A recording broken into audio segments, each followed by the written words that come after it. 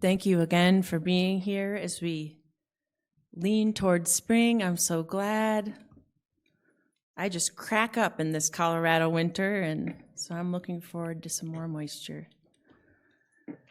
Today it feels especially important to share again that in our tradition, I am merely a human, committed to tuning in and studying and praying, but still just a human with blind spots and biases. My offering each week is not meant to get you to think like I do, but to create space for you to hear that still small voice within you.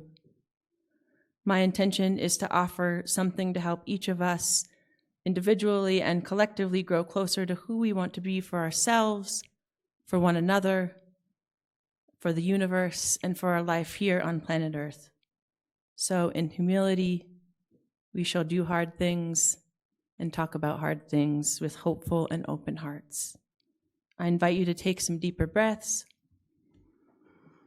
letting ourselves arrive as fully as we can to tune in to whatever word is meant for us today. And to calm my nerves, I invite you to pray with me. God, may the words of my mouth and the meditations of all our hearts be acceptable in your sight, our rock and our redeemer. Amen. The act is reported to have come from a place of anger, frustration, sadness, and rage, and before he did it, he wrote about it as engaging in protest. He said, "I will no longer be complicit in genocide. I'm about to engage in an extreme act of protest, but compared to what people have been experiencing in Palestine at the hands of their colonizers, it's not extreme at all. This is what our ruling class has decided will be normal." As you might have read, after that, 25-year-old Aaron Bushnell, an active duty member of the U.S. Air Force, set himself on fire in front of the Israeli embassy in Washington, D.C., as what seemed like the only thing he felt left to do, allowing himself to no longer participate in something he didn't believe in.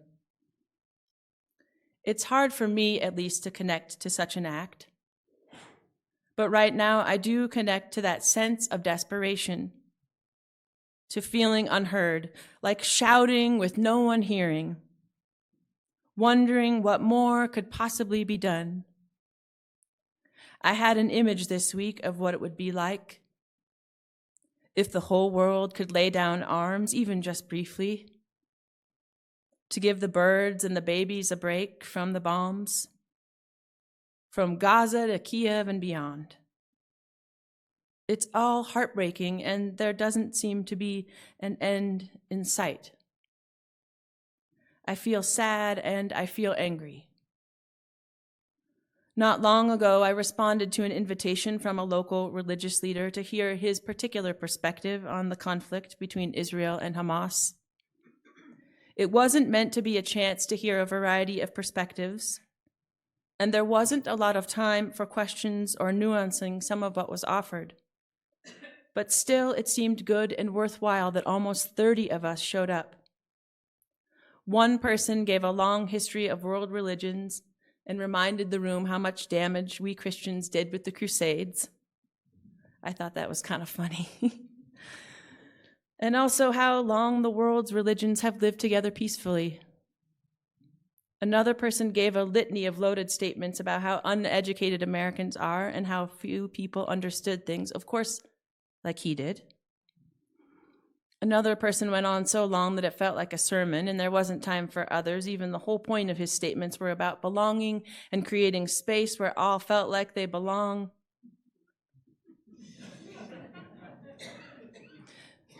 There were moments that were tense, but not terrible, in part because no one wanted to look bad in a setting like that. And it was the most religious leaders I have ever seen in one place in all of my time in Boulder. But as I left and as I was sitting there, I noticed anger in myself. I was doodling intently in my notebook. Those who know me know I do that. especially if it's a hard meeting. And my friend next to me said, "This is hard for you, isn't it?" As I pondered what I heard and what was shared and what wasn't, with all of those competing truths in one room, it made me think how much of the conflict in the world seems to be over untransformed rage. I know that isn't the whole of it, but it seems to be part of it. Fighting over who gets to be where and how that is decided, anger over what to do with our unreconciled traumas, our painful histories left unrepaired, the places where things have never been made right. Anger is understandable, so what do we do with all of the anger, with the terrors of now? And as I said, anger isn't bad, it's what we do with it. How do we respond when the worst things happen to us and are happening all around us? How do we make things right when it feels like there's very little we can do, when there's a lot to be angry about? How do we separate what is worthy anger and what isn't? So I found it especially helpful that this story we heard from the Gospel of John, the story included in the lectionary for this third Sunday in Lent, is about Jesus getting angry. And he puts his anger on display so that a conversation must be had. In the versions of the story we get in the Synoptic Gospels, Jesus is said to be angry about something like price gouging. So we can guess that while that is not mentioned fully here, it is a comparable injustice that he is protesting. He does not want to be a part of what's happening. He does not want to participate in this pain that is being caused. So he overturns the tables in the temple. And notice that his anger causes no harm, but it causes those who are doing the harm to pause. It invites everyone to face the reality and to ask, is this really what they want to be participating in? His anger is aimed at shifting the status quo closer to justice. So his act wasn't just rooted in any kind of anger, a particular kind, a holy kind, an example of what many have labeled as righteous anger or righteous indignation, which is anger about something that is an affront to love, apart from God, something that prevents what is good to thrive. And as you heard from Archbishop Desmond Tutu, righteous anger is usually not about oneself. It is about those whom one sees as being harmed and wants to help. In short, righteous anger is a tool of justice, which means anger doesn't need to be denied, just channeled so it can be generative, so it can help change the conversation and the culture around what is possible. In a time when many people are angry about small things, and I shared earlier that I got a funny little note about 2 weeks ago from a neighbor who was so angry about the shack in our garden. That, my friends, is not righteous indignation, because the anger was about her property value. I cannot make this up. So what do we do with our anger? I think we could use a lot less of that and more of righteous indignation, anger that is a tool, anger that shifts things toward the world we want. And it's not always clear what that looks like, but I give thanks that we get to try together. Some of us felt sadness and an anger when we learned how much carbon and methane the state of Colorado is producing and exporting through fracking. So some of us are working to host a screening of fracking the system here in April. And when Jackie felt anger when George Floyd was killed, she inspired us to form the Dismantling Racism team. And we have done good work together, and it is ongoing. And when many of us felt anger when our grocery store was the site of a massacre, we did something and created a new place in the mental map of many about actions we can all take to reduce gun violence. Sometimes God calls us to put our anger in such a way that a conversation must be had, so the injustice is seen, so the message gets out, so we can influence what is happening. There's a lot to be angry about, beloved of God. So what do we do with our anger? Can we use it to shift the status quo closer to justice? How can we ensure it is generative for ourselves and the world we want? I wonder if what is needed right now is less anger and more righteous indignation. What do you think? Knowing that each of us arrives from different places and perspectives and that that's a gift, you are invited now to turn to those around you as you're comfortable, creating space to hear and listen, to share and to dive deeper. So, what do you think? How can you use your anger to create more justice in the world? Have at it. And to you who are a part of the worship on the live stream, you're invited to journal or discuss with those at home or ponder these same questions for this time.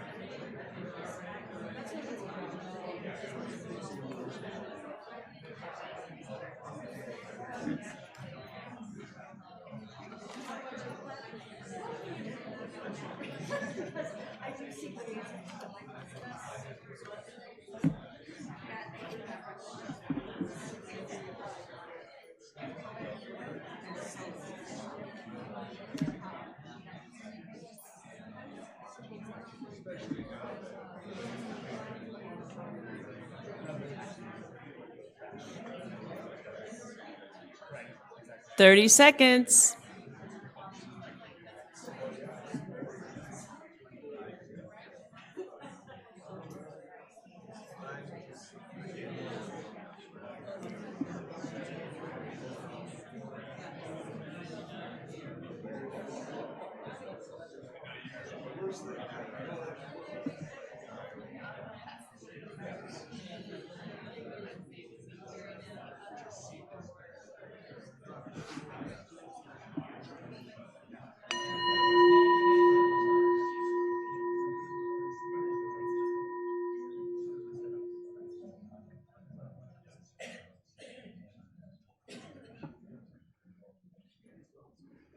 'A couple of insights worthy of bringing to the whole group?